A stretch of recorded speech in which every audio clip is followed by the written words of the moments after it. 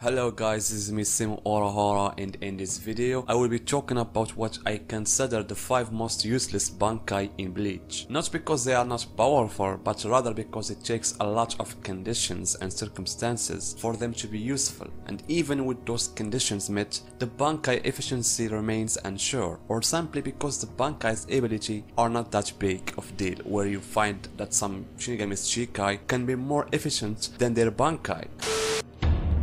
And we will start with Soifon's Bankai. I honestly don't know what was Gopo thinking when he gave Soifon this Bankai. She confessed that this Bankai doesn't sync with who she is in every way, and being the commander-in-chief of the Umitsukido, the thing that she needs the most is a weapon that doesn't cancel her speed, and Soifon's Shikai, for example, allows her to use her speed to make precise and fatal strikes. However, as we saw, its power can be cancelled in the presence of a bigger Ryatsu, so I think it would have been better if Soifon's Bankai was an extension of her Shikai, but more powerful and with more techniques. As for the Bankai, no matter how strong it is, it deprives her of many things. First, doesn't match her small form, it's very heavy, which paralyzes her movements. Not to mention that the Bankai stop working the moment the missile is launched, meaning if the enemy dodged Soifon attack, she would find herself in a deep shit. I mean, just imagine how she would have faced a Shanraicha like Robert, for example. His speed is out of this world. I mean, just imagine Soifon releasing her Bankai to face him. All he would need is using his speed in the Volstanian form, and he would find himself behind her, and Soifon would be out the game by the time she tries to turn around. It's true that the Bankai has a tremendous destructive power, but I find it pretty useless, being that it doesn't match Soifon's abilities. And I would have loved it if Soifon got the chance to get a new Bankai like Aba, Renji or Toshiro, where it would match her amazing abilities.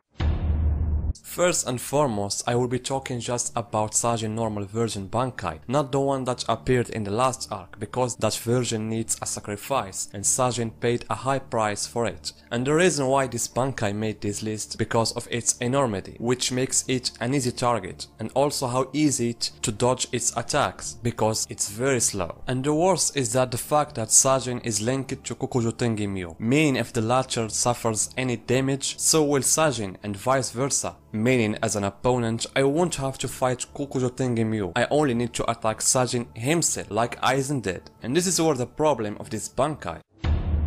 It's true that Zanpakuto usually reflects its owner character's essence, and we can say this is what happened with Hisagi in his Bankai, because through Hisagi's path in the story and with what the last novel focused on, we knew that Hisagi has always hated death. And so after he strengthened his relationship with Kazeshini and they both understand each other, the true Shikai ability of Kazeshini was activated, and we knew that the chain is the main form of his Zanpakuto, where the Shikai gave Hisagi the ability to survive even after being cut, meaning even if Hisagi were to be cut to half, the chain will resemble him to the way he was before. And to this point, everything is good. However, what I don't like about this Bankai is that it's very suicidal Bankai. At the Bankai form, both Hisagi and his opponent share the same pros and cons, and both their Ryatsu are gathered in the orb above them, and so any caused damage to any of them will be healed using both their Ryatsu. And if one's Ryatsu done, the same will happen to the other one. Meaning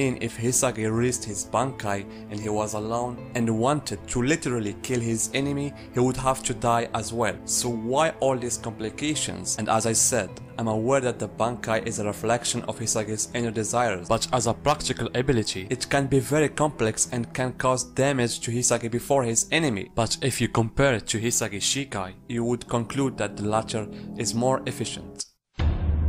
Honestly, it can be very difficult to find all the needed conditions to release Hirako's Bankai, and that's why I find it useless, meaning Hirako wasn't even able to release it in the last arc against the Quincy, not even against Aizen and the Arankara arc, simply because it treats friends and foes alike. Everyone fall under its influence and suffer from the Bankai's ability, seeing your friend as a foe. I don't even know how much distance it's acquired for Hirako's allies for him to be able to release his Bankai, but based on the novel it's not a small distance. Kyorako had to get far away to the point that Hirako could neither see or sense their Ryatsu for him to release the Bankai. And so if we go back to the story, In any event where Hiraku was present, the possibility of him releasing his Bankai is almost zero due to the fact that the battlefield is also mixed with allies and enemies, which makes releasing it useless.